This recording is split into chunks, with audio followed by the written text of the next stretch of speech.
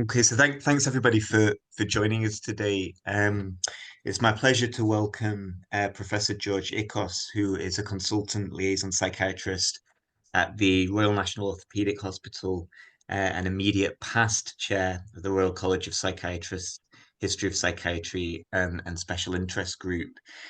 George today is going to speak about his newly published book, which was jointly edited and is entitled Mind State and Society: Social History of Psychiatry and Mental Health in Britain, 1960 to 2010. And it was the joint silver in the Association of American Publishers Prose Award in the category of History of Science and Medicine and Technology, and is also open access online at the Cambridge Core Collection. I'd also recommend buying it. It's much handier and it's a good read. Um, the British Journal of Psychiatry book reviewer wrote, quote, "This book deserves to be widely read, but is essential reading for those concerned in the planning or administration of services for people with mental illness, no matter from which discipline they come. Trainees and teachers will find the book indispensable." And I'm about halfway through, George. I've been dipping in and out, and it's been a thoroughly fascinating and insightful read. So really looking forward to hearing you speak today, and we'll let you take it from there. Thank you very much, Chris, and thank you to you, David, and others for letting me have another bite at recording the talk. Thank you to everyone who've chosen to come and listen to George Ikkos rather than watch Paris Saint-Germain against Arsenal. That's a great sacrifice. I appreciate that. Just some preliminaries. Next year will mark 45 years of working in medicine for me, all by one, but one working in psychiatry. So my perspective is formed that way. And I don't make any absolute or general claims. There are other perspectives. Hopefully, younger people will have different perspectives, but even older ones. And I very much welcome questions and answers. I think this will be, and challenges indeed, that will make it a better session. The second thing to say is I'm not a historian. I'm very much a clinician, and I'm interested in history as a clinician. So I'm trying to make sense of what I do in the context of what I do, which I do think in psychiatry is very particular. And you may question whether I'm writing or speaking in terms of a chronicle or a history. In some ways, the book is a chronicle told by other people. I've not written any of the chapters, neither has my dear friend, collaborator, and mentor, Nick Buras. We've just edited it, and we've been very lucky. Now, I think it would be a disservice to them to call it a chronicle, because although they're all witnesses to the history, every one of them really has been very scholarly in their approach. If you want to get ahead and get a key message that I'm going to convey today is what Rudolf Virchow, the father of cellular pathology and German Progress Party MP in the 19th century, argued that medicine is a social science and politics is nothing else but medicine on a large scale. Medicine as a social science. Someone is to mute. Show you something before. No, something. Can we just ask people to make sure they're muted, please? So medicine is a social science and politics is nothing else but medicine on a large scale. Medicine as a social science has the obligations to point out problems and to attempt their theoretical solution. The physicians are the natural attorneys of the poor, and social problems fall to a large extent within their jurisdiction. So that's generally about medicine. And a large part, but not the entire part of the talk, is how that has played into psychiatry in Britain since 1960 or so. Now, how am I going to go about speaking to you? First of all, I'll attempt a global context, particularly starting from the theme of US inequality, because I do think it has had global significance, including for Britain, and it's particularly important for psychiatry. And then I will talk about UK psychiatry in its political context during the decades since 1960. I'll ask first a question of how should we look at the history of psychiatry, what perspectives there may be, and I'll use some references, some books, key books as examples of those perspectives. Then I'll give a narrative of the evolution of psychiatry from asylum to community to what Nick Burras and I have labeled as meta-community psychiatry, and I'll explain that. And then I'll speak about some epidemiological and clinical challenges today. Then I'll move in something very different. Please, perhaps what I'll say will come as very different to what one hears usually in psychiatry lectures.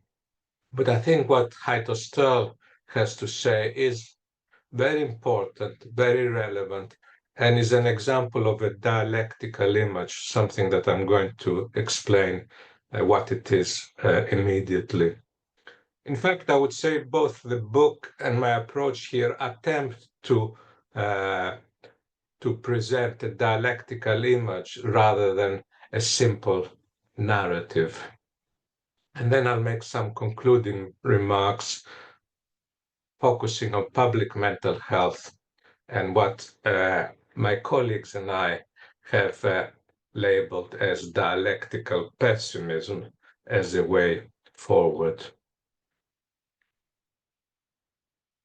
Now, if we start from the United States and the issue of inequality, this line represents the changes in hourly wages during the period 1980-2016 in the United States. And what you will see here is that the salaries of those that have high education levels have increased in general by up to 40%.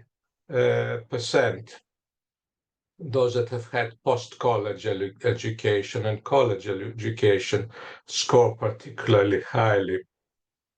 In contrast, those that have less education have lost about 20%.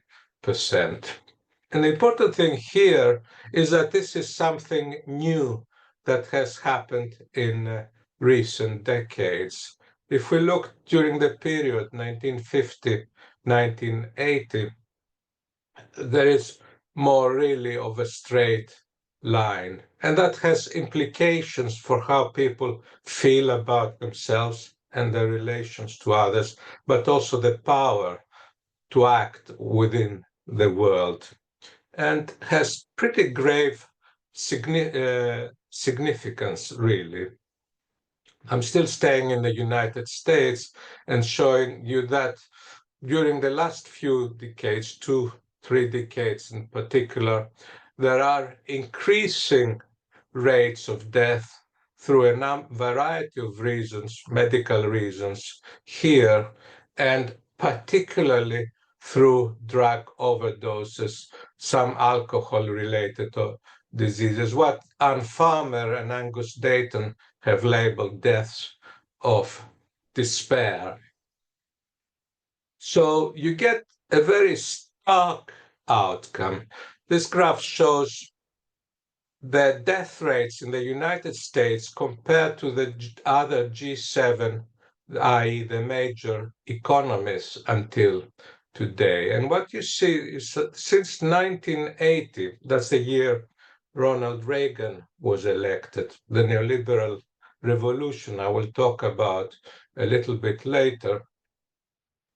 The United States starts diverging from the average, so that in the year 2018, so before the current president was ever elected, the excess number of deaths is 460,000 compared to what might be expected in a comparable rich economy. And if you tot this up, it comes to 900 million people over these decades. So these changes as parallels, I would argue causatively, have grave consequences for mortality rates and also for quality of life. There is a wonderful book, grim actually, and wonderful, by Loic Vacant called Social Outcasts, about the lives of Black men in the slums in Chicago and how much worse they become during those decades. Any questions so far? I leave it to you, Chris, to interrupt me if there are any questions or anyone raises their hand. Sure. Let's come now. Sorry, please carry on, Joe. Yeah. I come now to UK psychiatry. And first I'll ask the question, how shall we look at the history of psychiatry in Britain? Then I'll come around gradually to telling a narrative of the evolution from asylum to community to meta-community. And then you'll have another chance to ask some questions.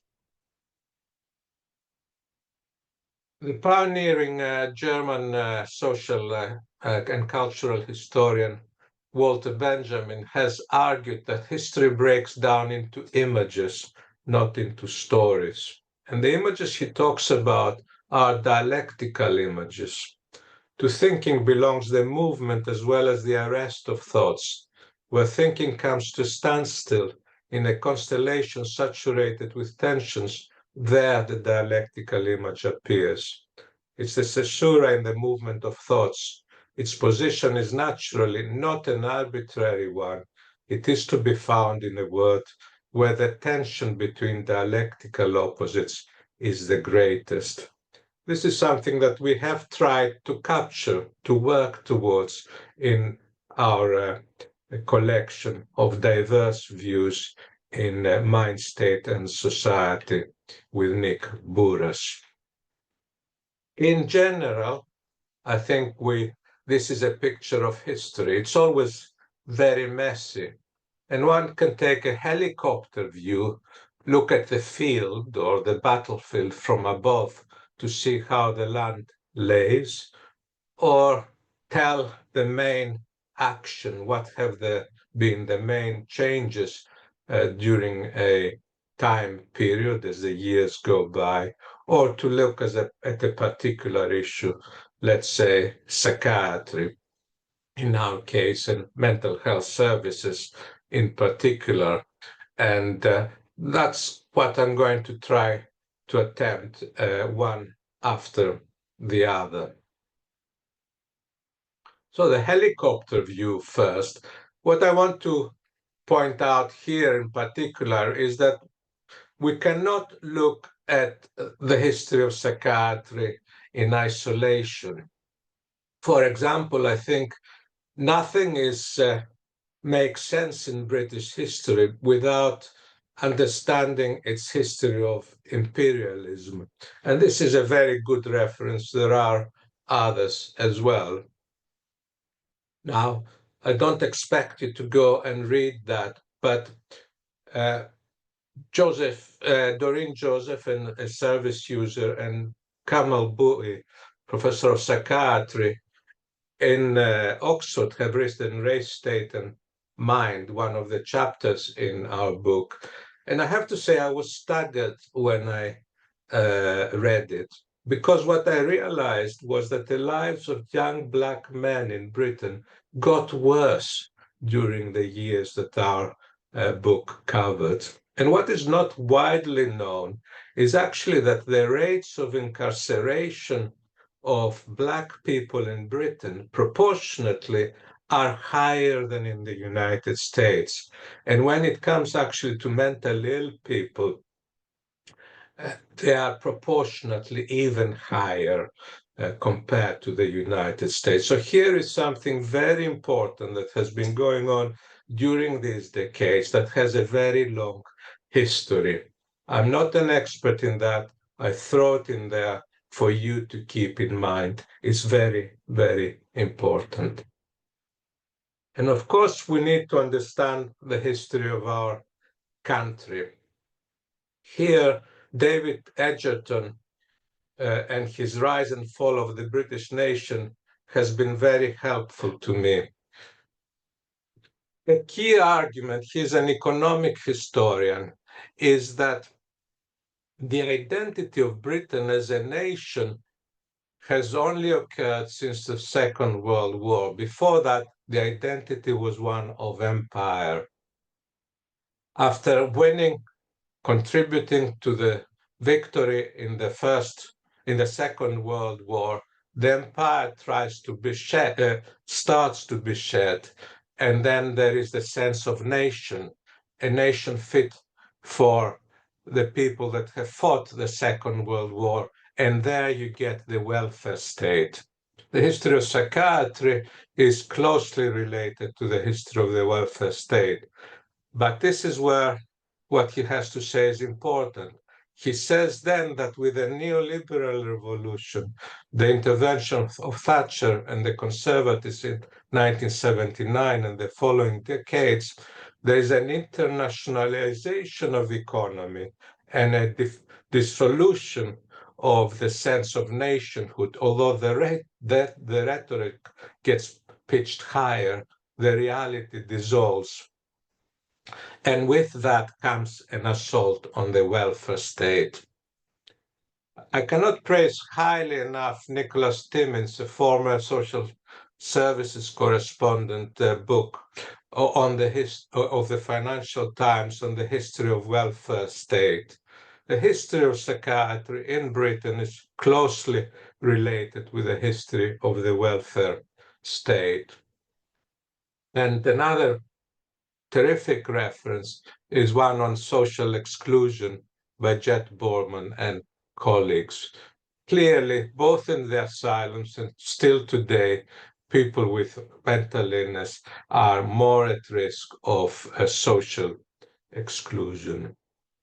And then what our book attempts to do is a multiple stakeholder perspectives. It's not a history of psychiatry written by psychiatrists, but service users, politicians, all sorts, historians, or sociologists, as well as many psychiatrists. The biggest group of authors are actually British psychiatrists. And then, of course, you have history of psychiatry is told by psychiatrists themselves. This is a good collection, although it purports to be a global history of psychiatry. It's written entirely by people that work in Anglo-Saxon countries or Israel, and almost entirely by men. But actually, these are the men that made psychiatry what it was. They led it, and they are very modest. I think they're very honest about what they aimed for and what they have achieved. Any questions so far? Please just shout out, folks, because I'm struggling to see if anyone's raising their hand. Yeah, hi, Ian here. I'm really enjoying this, George. I love this broad sweep stuff, but it's getting down into the fine detail, isn't it? It's the kind of social change and psychiatry very, very much in my mind at the moment. And listening to Women's Hour yesterday on Radio 4 is all the stuff that's coming out about William Sargent, this new book, The Sleep Room, the kind of post-war psychiatry that used extreme treatments like insulin coma, ECT before things got modified. And because I teach on it, and I was teaching on it on Saturday to some interesting medical students, trying to tease out to what extent, so I kind of have this slide that shows more and more people in psychiatric institutions, this tipping point of the 1950s. Enoch Powell's famous speech in the early 60s, the water towers will no longer be seen over England of the asylum. To what extent was the deinstitutionalization scientific progress within psychiatry? And to what extent was it a change in social acceptance, or rather social rejection of locking people up in asylums? And I mean, I think the sleep room shows us that the history, well, history's always alive, but that here we have, Sargent, he was kind of a wee bit of a hero to me. I don't know why, but then suddenly my eyes are opened that maybe this guy was being quite abusive and et cetera, and keeping young women asleep. And so, maybe as always, we're a bit too close to this history and time for historians may unpack it more for us in the decades ahead. So, what's my question? I think, yeah, no, there's so many competing interpretations of this history, and I suppose the question is, are we enough distance from some of that history to be able to understand it properly? I'll be quiet now, George, but I say I'm enjoying what you're saying. Well, thank you very much. Yeah. So I think my talk and my book is primarily, but certainly not entirely aimed at psychiatrists. No, not at all. But it is to help us as psychiatrists to think a bit beyond, or a long way beyond, the consultation room, because I think it's important. I think it's also an attempt to show the wider world what psychiatry has been really, beyond any particular enthusiasm of this or that individual. And my argument is that these large issues do bear, as I tried to show with the predicament of Black people in Britain in general, and in psychiatry in particular. But I'm not trying to make any sweeping statements. I'm hoping to give a wider perspective. And you have touched on issues that I'm going to go into just now, actually, not Sargent, but the institutionalization. So I'm going to try and tell a story. You mentioned the Water Tower speech by Powell, the Minister for Health in 1961. In 1973, we have two big events, the oil crisis and the rejection of the American Psychiatric Association of homosexuality as a diagnosis, the election of Margaret Thatcher. 1990, two things happened: neoliberalism, and I'll go into that, and the then conservative government's, the NHS and Care in the Community Act, an oxymoron, as it was a government that didn't believe in the NHS, care, or the community, I would argue. Then in 2008, we have the economic crisis. 2020, we have COVID, and 2025 is a very significant year in world history with the change of the American presidency. So I'm going to go through in a little bit of detail. First, talk about the neoliberal revolution, because I do think it changed, as Edgerton said, the whole nature of the British state and that has had an impact on psychiatry. And then I'll go into psychiatry itself. So 1990, we have the collapse of the Soviet Union. We get this unipolar moment, triumph of the market fundamentalism and globalization, internationalization. I don't want to idealize the past, far from it, but we do move from a community of interests and bonds of trust, for example, represented by trade unions or local towns, towards a business contract and mistrust. Capital markets and management take over, what Theresa May famously, or who she called citizens of nowhere.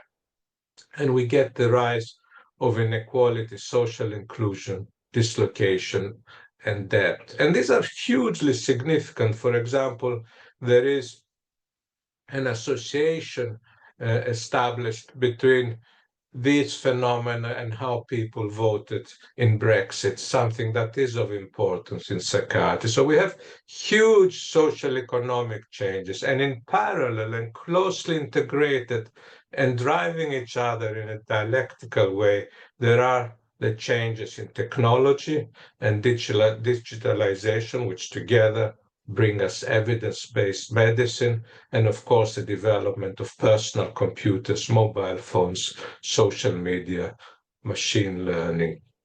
But what we're talking here, what I'm trying to piece together is a story about political economy, technology, and psychiatry during these years. It's important to realize the particularity of Britain in all this. So, for example, since 2010, despite the crisis, Finland, in fact, has managed to reduce the rates of homelessness, while in Britain, again, an outlier, right? In other respects, the US is, there is an increase in homelessness. So let me try and tell the story. We start from Asylum in 1961, and I have been criticized fairly, I suppose, that why start in 1961? The institutionalization started before. You should have started after the war, even the 1920s. I think that exposes my limitations, but I do think there was something important that happened there, and I'm going to try and talk about it shortly. With Nick Burras, we've argued that there has been a move from community to meta-community. And I'll explain what we mean until we reach in 2020, when we have this massive explosion of digital use, what we think is the meta-community era, which is actually within psychiatry what Bill Gates has called the age of AI. So it's a transition. There have been phenomena along the way driving in this direction, but Nick and I would say that we've reached it in 2020 with COVID. So 1961, Enoch Powell gives his famous water tower speech and commands the demise of asylums, which were old, expensive to maintain, expensive to replace, and restrictive and exclusive of people's liberty and participation. Very important here, and Paul, in fact, Timms considers him one of the most effective ministers of health since the Second World War, was that he argued that the money saved from closing the hospitals would help develop the district general hospital network right across the country. This is what's happened. And the idea was that the mentally ill would be looked in general hospitals. Now, one of the remarkable things is that this closure of mental hospitals commanded broad consensus from the left to the right and in between. And a lot of pressure was exercised by a group called the Anti-Psychiatrists by Ronnie Lang, or one of his collaborators, I think. who criticized heavily asylums and their practices. These were very influential culturally, but it's important to realize that these guys were very diverse. R.D. Laing was not, I would say, particularly political. He eventually became a counterculture guru. Thomas Sachs was a very right-wing libertarian Hungarian-American emigre who believed the psychiatrists should not see people unless the people paid them, he said, so that they could control the psychiatrist rather than the other way around. Erving Goffman was an academic. Michel Foucault back then was a member of the Communist Party in France, but they all were very powerful voices criticizing asylum psychiatry and stoking this consensus socially. 1960s were an era of social liberalization. The death penalty was abolished. Suicide was decriminalized. Homosexuality, human rights movement, feminism advanced. And within psychiatry, although again, I don't want to idealize or oversimplify, there was diversity. There was organic, it was called, and psychiatry, social psychiatry, and psychoanalytic or psychodynamic. And generally, there was a lot of concern about the stigma of diagnosis and the importance not to stigmatize patients.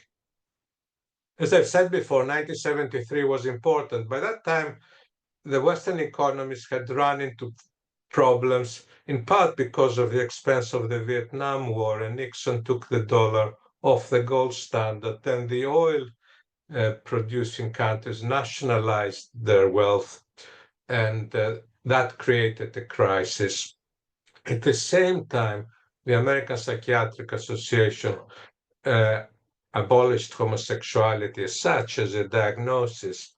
And Driss Moussaoui, a very senior Moroccan psychiatrist, quoted Kissinger as saying that this was one of the 5 most important events of the 20th century. We see here how closely psychiatry is with social mores, whether etiologically or consequentially or both. I think 1979 is important because of the election of Margaret Thatcher. Jean-François Lyotard published a book at the request of French-speaking universities in Canada, in Quebec, called The Postmodern Condition, a Report on Knowledge. I wish I had read it back then. I only read it 10, 15 years ago. And then Alan Cormack, a scientist in Tufts, and Jeffrey Hounsfield, an engineer in EMI, got the Nobel Prize for the CAT scanner and its commercialization. That's important, so that it could be used at scale. Why are all these things important? Well, we're talking about movement from asylum to community, but Margaret Thatcher is quoted as saying, there is no such thing as society. And Norman Tebbit, the party chairman, famously said, get on your bike to find a job anywhere. So what communities are we discharging mentally ill people to? Jean-François Lyotard talked of the incredulity people had developed about grand narratives, such as the truth of emancipation, reason, science, and religion. Big stories start to lose their appeal in people, and numbers start to take over from language. People are looked at in terms of performance rather than difference and individuality, and capital and corporate entities commodify our lives more and more, including our health services and our universities. And in terms of the CAT scan, one of the big effects is the birth of what now comes to be called biological psychiatry, and people start writing things, is there any other kind? 10 years later. And then we have the decade of the brain and the decline of social psychiatry and psychodynamic psychiatry. If you want to see how all this plays out in psychiatry, I recommend the chapter by David Healy.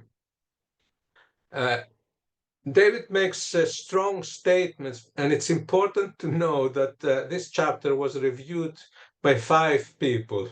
The 2 of us, 2 expert observers, 2 expert readers, and 1 expert reader who we don't know. The publisher stated, sent it to someone who said every psychiatric trainee must read this paper. I think there's nothing stated in there that's wrong. It's a partial story, but it's a very evocative and telling one.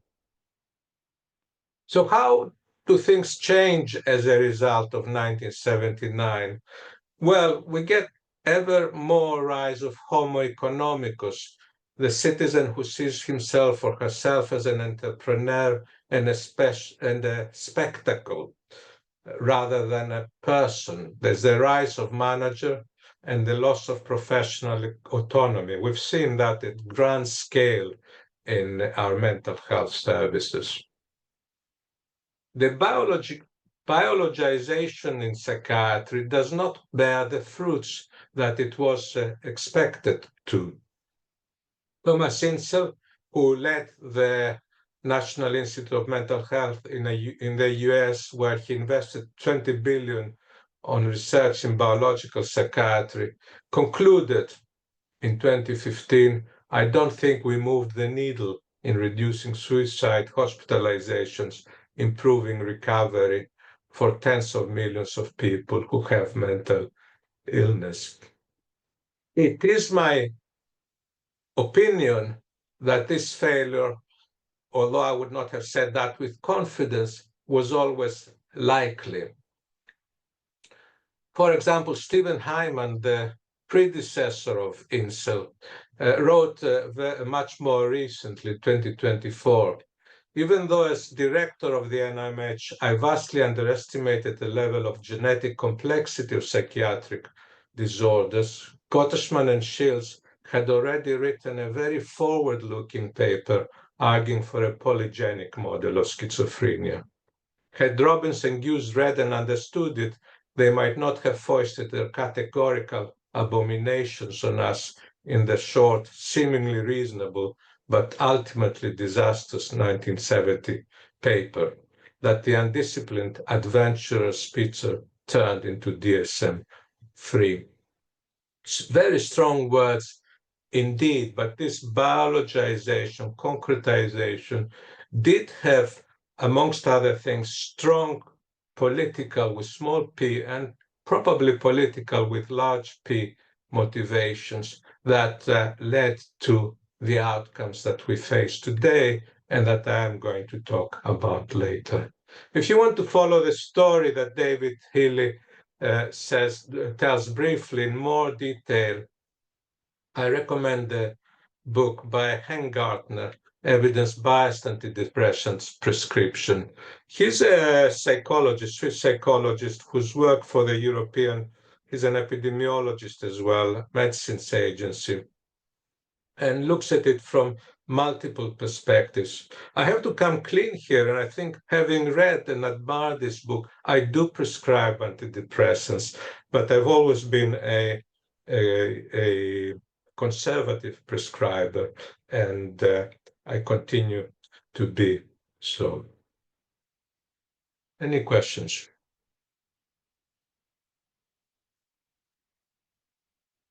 Or points? Well, me again, George. I'm sorry. Excellent, thank you. Yeah. Well, I'm thinking of Peter Sedgwick's book. I'm thinking back to your anti-psychiatrists and psychopolitics. And I think he pointed out how right-wing, in a way, Ling and Zatz were. And there's something about the shifting political seen where we are all to be individually responsible for our own mental health. Let's talk about me. Let's find you go and find the apparatus to manage your own mental health. And don't look beyond yourself at the broader um, chaos in society. But I think you're pointing out that no man is an island, and if you're the underclass and becoming more and more disenfranchised, you are going to have more addiction, depression, etc. So I kind of having done things around laying recently, including with the medical students on Saturday, I showed a little video of Ling speaking that was just wonderful. When you listen to him, you think, God, this guy is really insightful. And but I think there is that trend towards, maybe almost like diagnose yourself, manage yourself, and don't think of it in general societal terms. You might come round to tell us, because it's much in the news, Sunday paper there. Why is half the population now neurodivergent, whatever that means, and the latest fashion in psychiatric diagnosis, if you like. So that there's lots in that, society versus individual diagnosis. And Healy, I mean, to what extent did the drug industry produce our diagnostic categories? I'm hoping there are some natural categories that we are still holding on to. I believe schizophrenia and bipolar, after your Kraepelin conference, are still very much, there's something in that. But yeah, it was just to make that point. I think the anti-psychiatrists were enforcing a right-wing agenda ultimately, which Peter Sedgwick, who sadly died quite young, he made that point in Psychopolitics. So very, very relevant and helpful points, Ian. And let's stay a little bit, although you're going into more philosophical issues. But I think I'm more and more admiring Sedgwick's thesis. And I think what's important about him is his emphasis on community, its importance, and how the rhetoric about community was paired with the destruction of communities. Yeah, thanks. I think the other person that wrote very forcefully about it, all the way back then in his book Decarceration, which is less well known than his other books, was Andrew Scull, who emphasized that this was cost cutting. And this was written, I think, before 1990, actually. I don't think we could accuse all of them of being right wing. I don't think Goffman was particularly. I think he was primarily a sociologist and academic. And as I say, Foucault back then was a member of the Communist Party when he wrote History of Madness. But there was always that risk, and as I'm going to go on and tell, will materialize. The issue of diagnosis is a very complex one that we don't have time to go into. We had excellent lectures in the Kraepelin conference. I think in the narrow sense that Kraepelin expected to find discrete diseases like syphilis, for example. We have not found them, and I think we will not find them. There are, as Mike Owen, the geneticist, said, spectra of various things. And that, I think, moves us into different territory. But that doesn't mean we have to ditch the diagnosis completely. We do need to identify psychosis, if not schizophrenia, and prescribe antipsychotics when people are at great risk. But I think that's only half the job at best.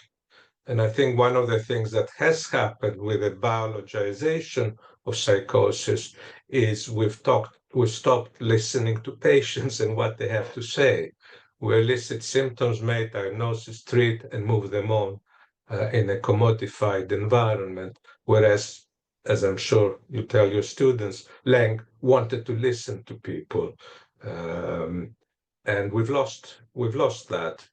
Wouter Kuster's Dutch linguist and philosopher who has experienced psychosis says that the only thing that's not allowed to speak in a psychiatric hospital is madness.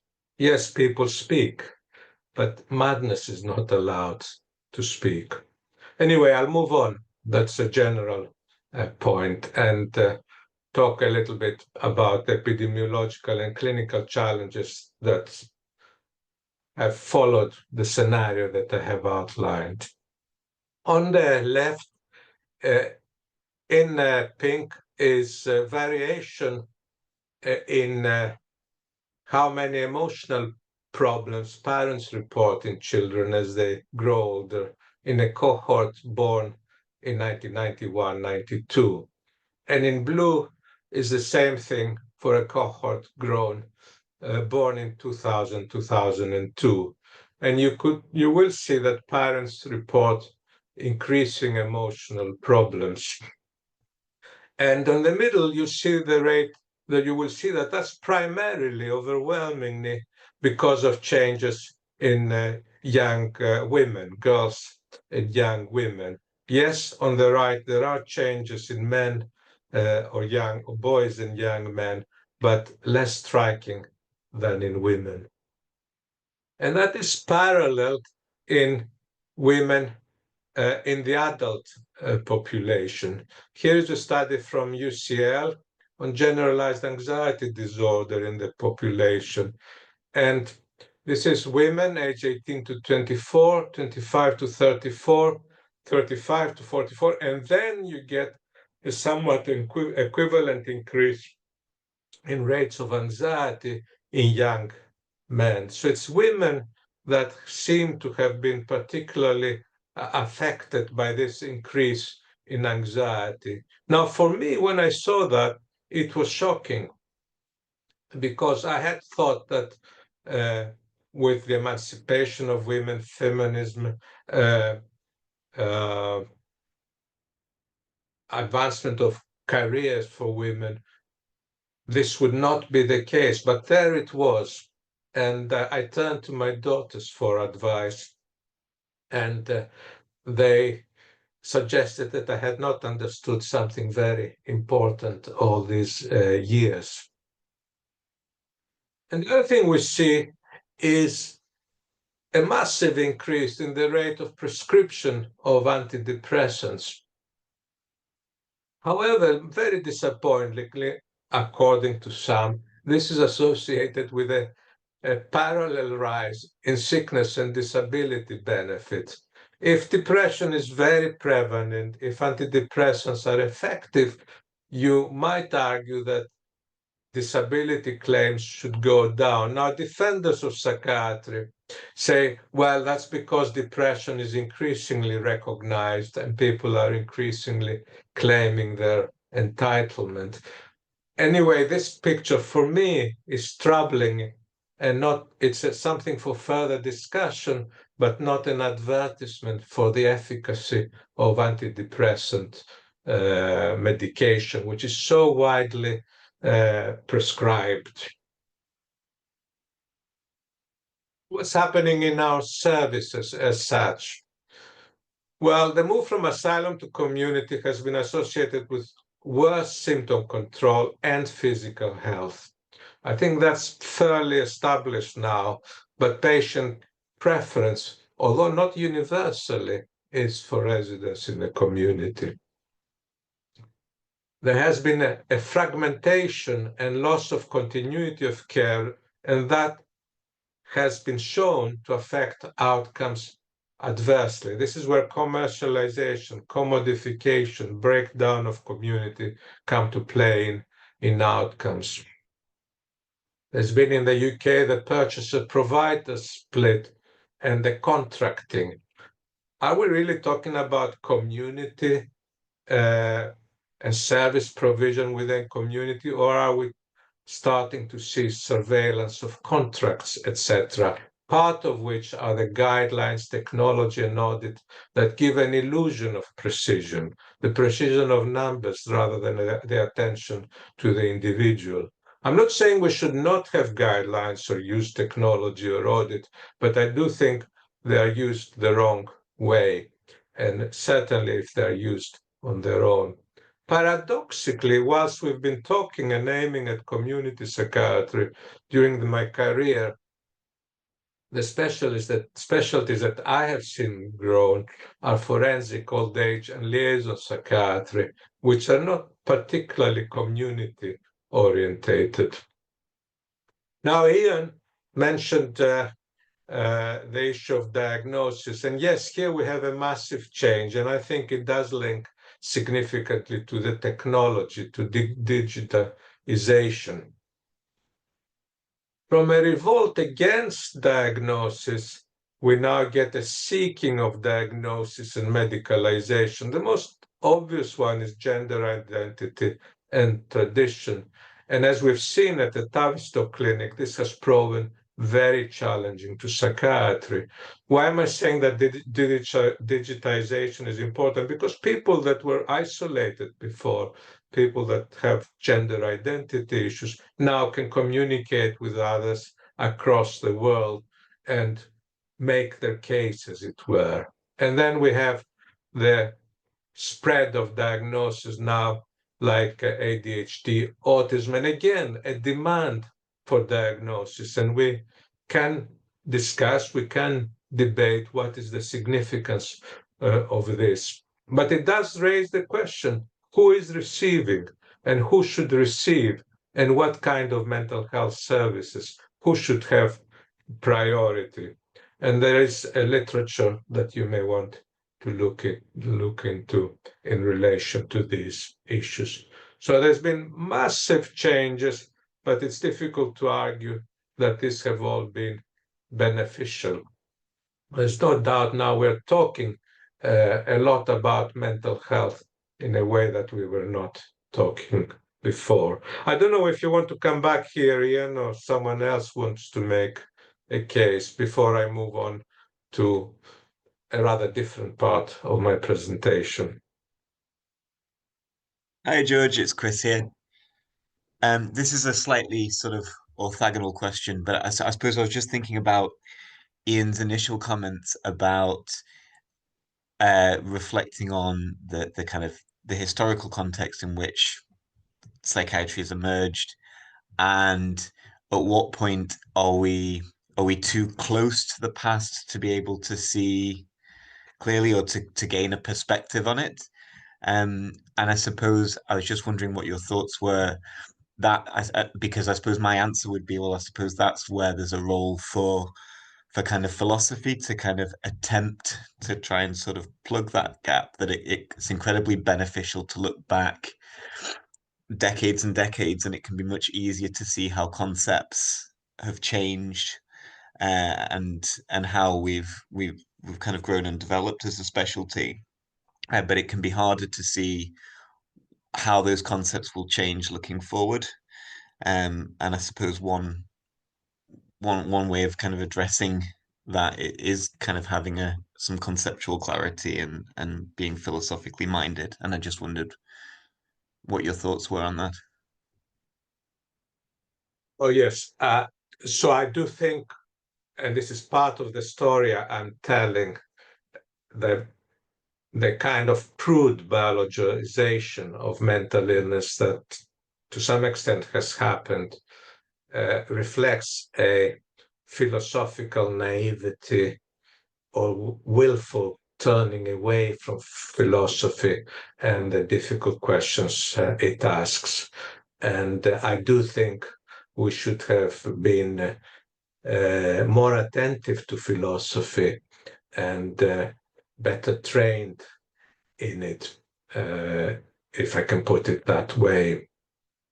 I don't think philosophy is the answer to the issues that political economy and technology bring up. I think it is part of the answer, but one of the arguments I'm trying to make is we need to attend to those issues as such. And I'm going to try in a moment to show how these things play. We cannot rest on the academic kind of performance of philosophy and say, well, we understand it unless we get, if you want, involved, engaged with the data that I've tried to extract some data and shared with you that tell a story that is driven by power, by capital. Incidentally, neoliberalism has a very strong philosophical, economic background, which is told wonderfully in a book called The Globalists. What has happened is not accidental. It has happened to a large degree by design. It's been a kind of Leninist level revolution in, a closely knit elite of economists, liberal, neoliberal economists, have driven all this together with capital. So yes, philosophy is important, it's crucially important, particularly it should be more included in our thinking when we're seeing patients, but it's also always in a social context and in a place where there are relations of powers. One of the things that I've not spoken about, for example, is patriarchy. And that's something that was not addressed at all in my training. And I wonder how much it is addressed in the clinic. One of the most striking examples I remember reading as a young consultant, or maybe as a senior trainee, it was a paper in the British Journal of Psychiatry of a woman that had many courses of ECT in her life. And the purpose of the authors was to show that when she died, they looked at her brain and they showed that it was grossly normal. What they were trying to show was that multiple ECTs do not damage the brain. But in the story that they told, prominent but not commented on was the fact that as soon as her husband died, she no longer needed ECT. Okay, and I think it's that kind of perspective, which is really about power. It's not about philosophy, and it's about social ideologies and etc. that we really need to take into account. Thanks so much. Cheers. Any other points or questions? So I change gear now to present a dialectical image. And a dialectical image is what our book aspired to in the next book and the work I'm doing with a group of international colleagues. I gave you the definition earlier. It's about tension between different components of a story. Heide Sturl is professor of current digital media at the Academy of Fine Arts in Munich. She's also an artist, a visual artist. I think she has some Uyghur heritage, and that is important, in fact, in what I'm going to tell you. And she tries to understand how media, social media, digital media works and its relation to our identity, to power, capital, etc. And she tries to do that through looking at databases and the algorithms that they have and the outputs that they produce, particularly images. And she has a wonderfully evocative language. So, for example, she says, AI-generated self-images are a psychoanalysis without either psyche or analysis for an age of automation in which production is augmented by wholesale fabrication. Meme images are social dreams without sleep, processing society's irrational functions to their logical conclusions. Mean has very different meanings, of course. And the first one she means is that it's mean, it's nasty, it's bad, because she seeks an image of herself according to some image-producing media working on algorithms, and this is what comes out. These are built in part by programs that try to produce racial stereotypes that governments, authoritarian and neoliberal, use to control populations. And this is where her Uyghur heritage and what appears in the digital media produces when she tries to find her identity through these programs. It means also refer to the means of production. What she does is she goes to speak to the people. We all demand that we have clean images on our screens, particularly and rightly so, to protect our children. But she asks, how does this come about? How do we try to get clean images? Through mean means of production, she argues. Serial digital workers in Germany had to filter and review images of their own hometowns destroyed by the recent earthquake in the region, and in some cases, the ruins of their former homes. They were deemed too violent for social media consumers, but not for the region's inhabitants, who had been expelled by war and destruction and were forced to become ghost workers in exile. Conveniently, military violence had provided digital corporations located in Germany with a new supremely exploitable refugee form. So very poor people in Venezuela, in Congo, in Kenya, are paid a pittance to clean our screens. And what this is, snuff movies, sexual and other kinds of violence.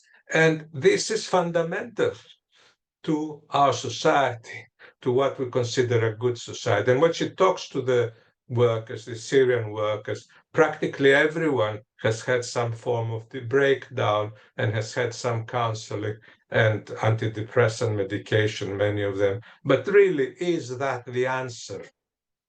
That's the answer we seem to be giving them when we talk about mental health in general, but this is what's going on underneath. Mean images are social dreams without sleep, processing society's irrational functions to their logical conclusions. They are documentary expressions of society's views of itself, seized through the chaotic capture and large-scale kidnapping of data. And they rely on vast infrastructures of polluting hardware and menial and disenfranchised labor, exploiting political conflict as a resource. I do recommend, it's not about psychiatry, her book, it's a collection of essays, but I do recommend it unhesitatingly as a kind of picture of our age, if you want, particularly in relation to digital media. Jürgen Habermas, one of the major political philosophers of Western Germany, or Germany now, says that new media promise to grant citizens their own publicly perceptible voice and even lend it mobilizing power. They would liberate users from the receptive role of addressees who choose between a limited range of programs and give each individual the chance to make his or her voice herald. But the love of this at once anti-authoritarian and egalitarian potential, which was still discernible in the Californian founding spirit, soon solidified into the libertarian grimace of world-dominating corporations. Moreover, the worldwide organizational potential offered by the new media is at the service of radical right-wing networks, as well as the courageous Belarusian women in their tenacious protests against Lukashenko. I'm going to wind up in a moment, but I wonder whether there's anything anyone wants to ask or say about this particular part of the talk.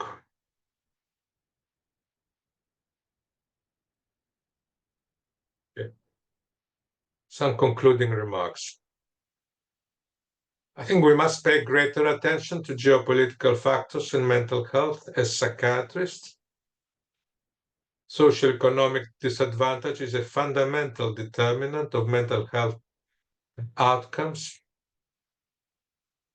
The recently established Royal College of Psychiatrists Public Mental Health Leadership Certification course is an essential step in the right direction. But in recent decades, political economic changes have had a greater impact on changes in psychiatric practice than biomedical advances. Political economic changes have tended to have adverse effect on the prevalence of mental distress and ill health, despite advances in civil rights, feminism, LGBTQ, service user movement. Psychiatric research, policy engagement, and anti-stigma campaigns have failed to prevent the increasing prevalence of mental health problems and the growing mortality gap for people with schizophrenia and bipolar disorder. Digitization and social media have had a profound effect on mental health and services, with the latter probably having an adverse effect on those already vulnerable to mental ill health. AI presents both a promise and a serious threat. So what is our response to that? Well, in our chapter in our forthcoming book, we make the case for dialectical pessimism. What do we mean by that? Two things. One is enlightened disenchantment, the abandonment, and I haven't talked about unsustainable environment, ecology. Enlightened disenchantment is the abandonment of false hope, skepticism about the phantasmagorias of capital and technology. This is what we owe as psychiatrists to those who are or will become or have been our patients, but also passionate engagement. Passionate engagement with the patient we have in front of us right now, not attending to what services they may have, to what the next treatment may be, but what are they going through now? What is their experience? How do they feel? What is it like for them? How can we be witness and stand in solidarity with them? And more broadly, social civic advocacy for the disadvantaged, the excluded, and the subaltern. It leaves to me to thank you and alert you to the next volume we'll produce with Thomas Becker from Leipzig, a collection of essays, Psychiatry After Kraepelin, Ambition, Images, Practices, 1926-2026, on the occasion of the centenary of his death. Thank you.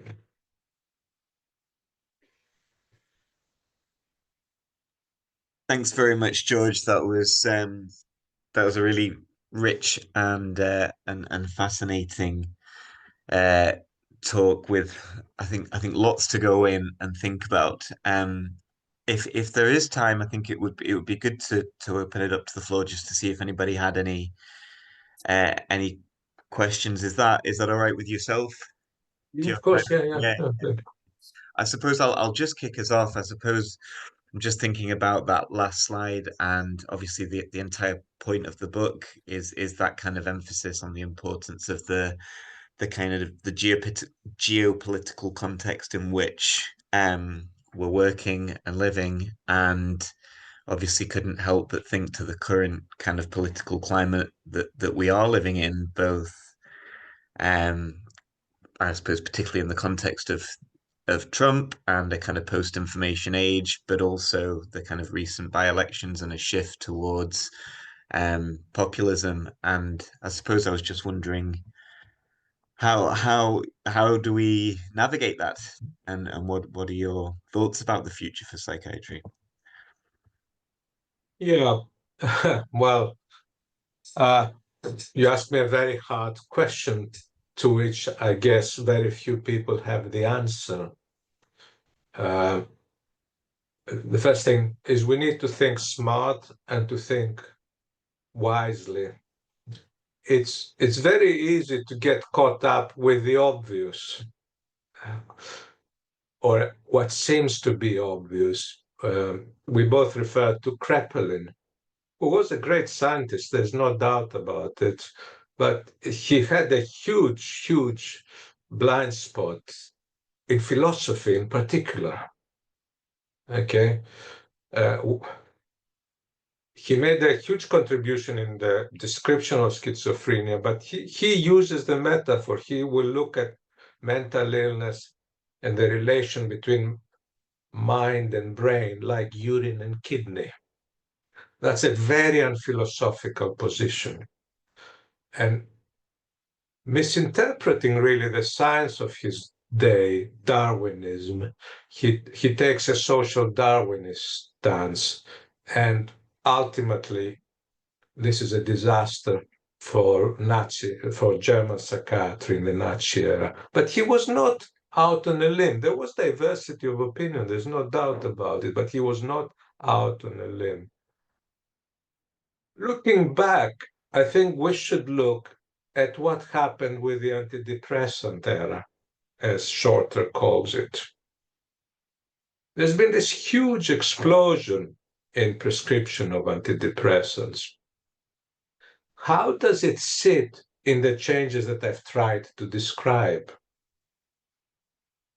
Yes, as I say, I believe some people benefit from antidepressants. Many get harmed, hopefully with good practice, more helped. But there's a lot of bad practice around. And it's hugely significant that the spread of antidepressants in this country was through funding of a campaign by the Royal College of Psychiatrists, by the pharmaceutical industry. So this doesn't happen because science advanced. In fact, we still haven't worked out the biology of depression. In fact, I would argue we have not found the natural kind we expected to find. So depression and antidepressant prescribing have been some sort of not fully thought answer to the angst of the age, if you want. I'm not saying that no one should be prescribed, but it is problematic, and we need to be very aware of it. And now, these days, we have the spread of medication for ADHD. Again, I'm told by colleagues that many people get helped. These medicines have very high placebo rates. It's important to remember that when they see the massive improvements, there are big placebo rates. But I'm willing to concede that they do help some people in ways that nothing else would help. But again, the spread happens when atomoxetine comes on the market.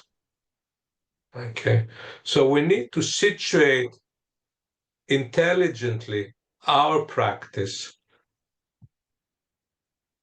in the social realm. So I would argue that attention has become a problem because of the focus on performance in work. There is evidence that in the environment of evolutionary adaptiveness, it may have been advantageous to be inattentive because you're more alert to what's going on around you and can spot prey quickly and chase after it. So I'm sure a lot of the anxiety that kids have at school, the disorganization, is in interaction with the environment we created with them. So you asked me about Trump and the very big picture. But I'm saying the effects of political economy and technology can be more insidious. And what I am wary is that all too often, opportunities are lost for really understanding what's going on with people and using the crisis they face as opportunities for growth, genuine opportunities for growth, though difficult it may be. I'm not advocating psychotherapy for everyone, nor is the politics the solution for everything. You know, attachment issues, the issues that psychoanalysis deals with are important as well.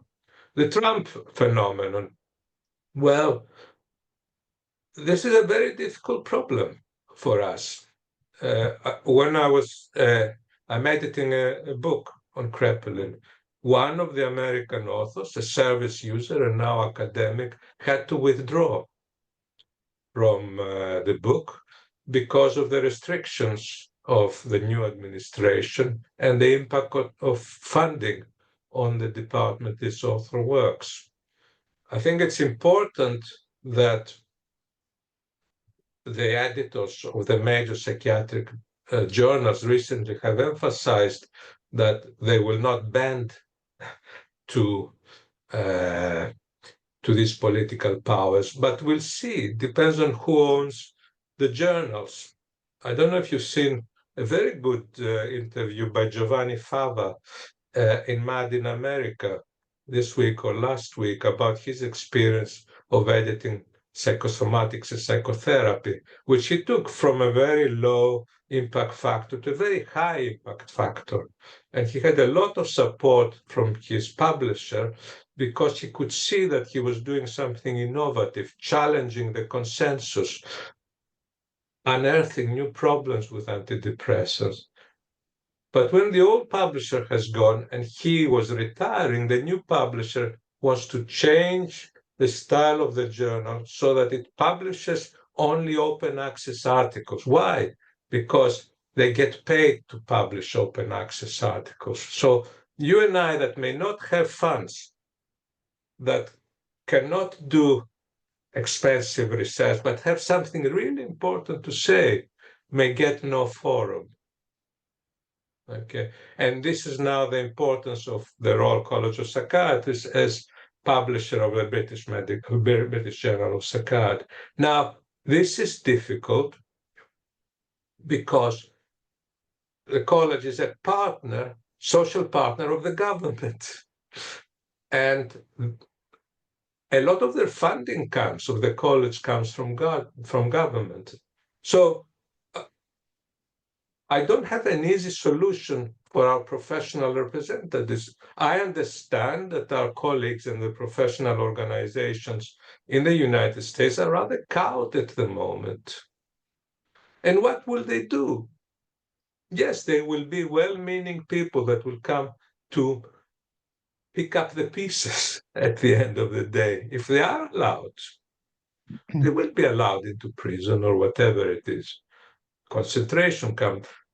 German psychiatrists, run the hospitals that started the Holocaust, if you remember. So I think we are in for very testing times.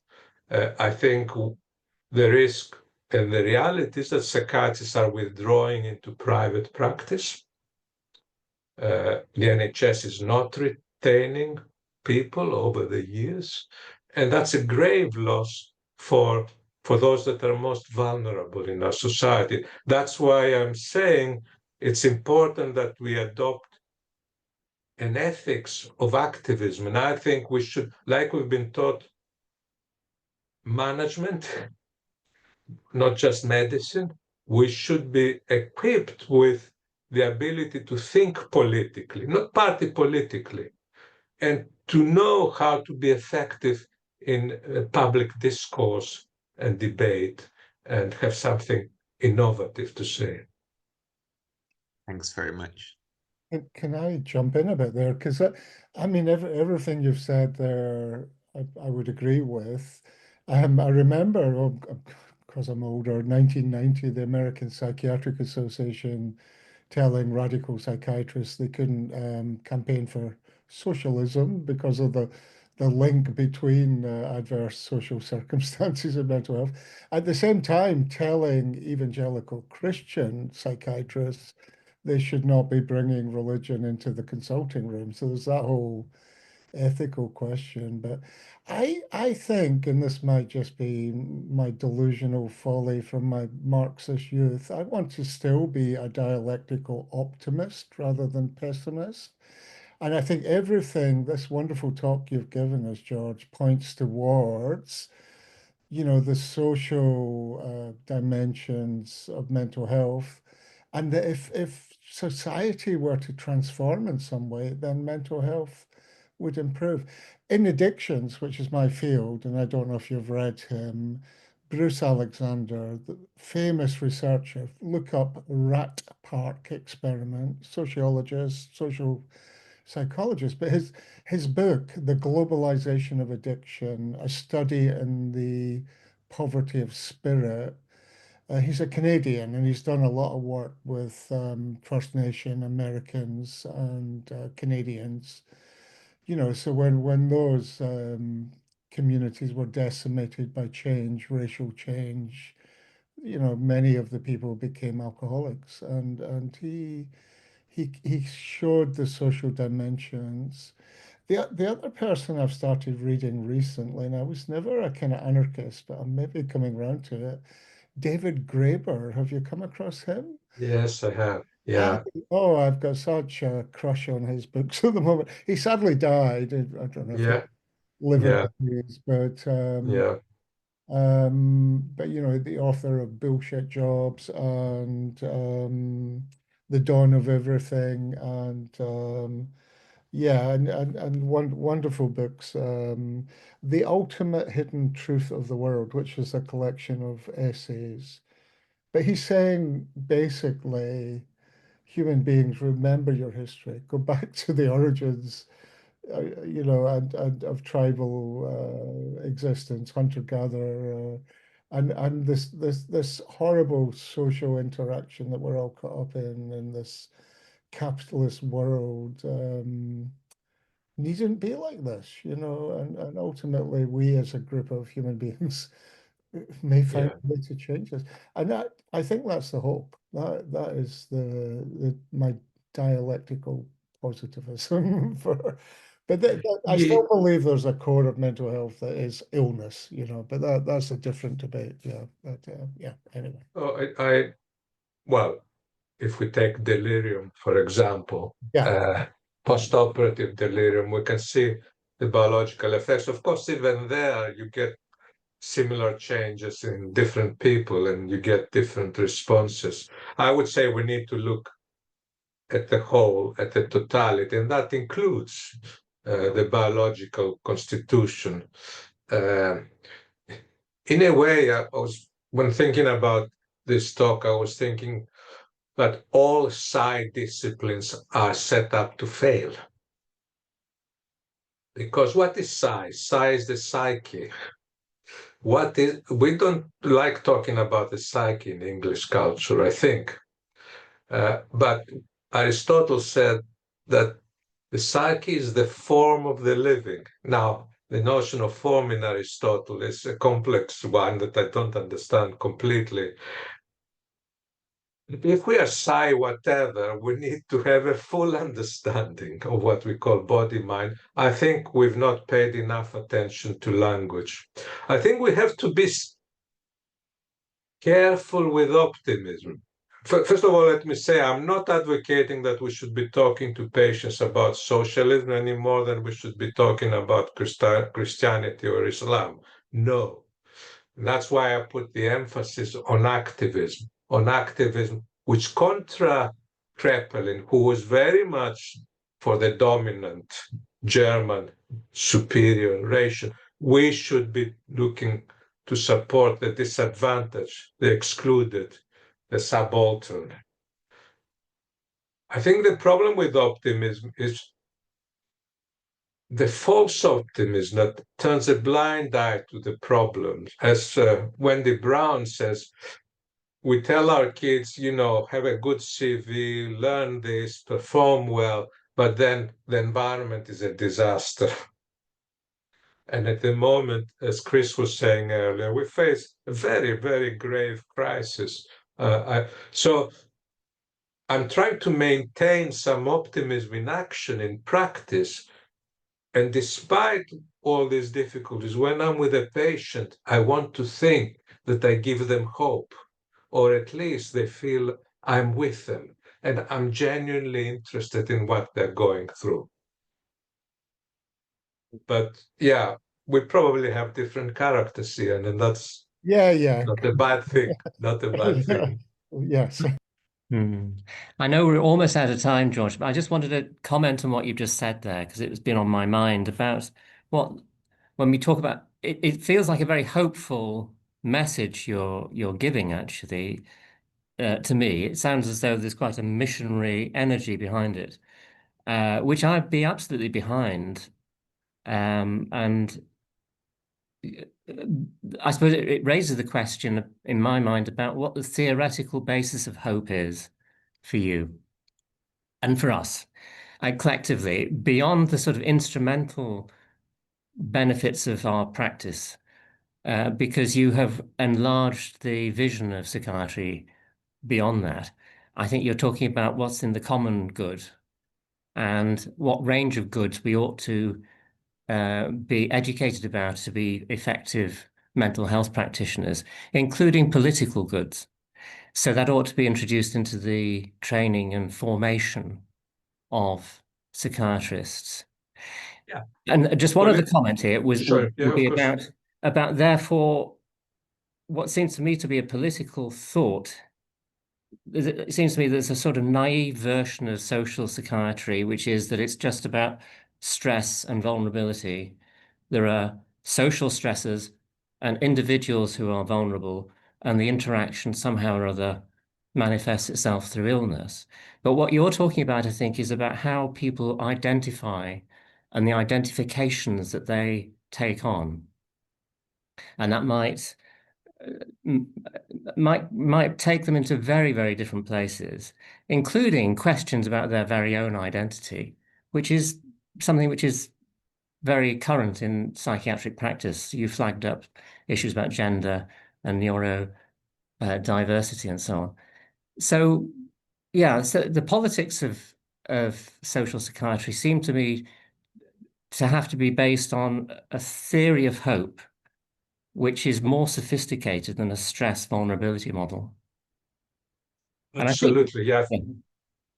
Thank you, David. Yeah, very much so. Absolutely. So it's about, that's why my emphasis is on activism, activity, which is closely related to identity, of course. By the way, the title of the chapter I've written with 6 colleagues from Europe and the United Kingdom, philosophers, psychiatrists mostly, mental health nurse, is Doing Justice, Psychiatry as a Vocation. I think the sense of vocation is the most hopeful thing, really. At the end of the day, and this is difficult, it's not easy, we cannot take it for granted. If I can see my patient and do some good, that brings hope. But it's very difficult to do that in mental health services these days. But the moment I think the patient walks into our room and we're sitting with her or him, how we behave is of enormous importance and makes a difference, even if the symptoms don't go away, or perhaps particularly when the symptoms don't go away.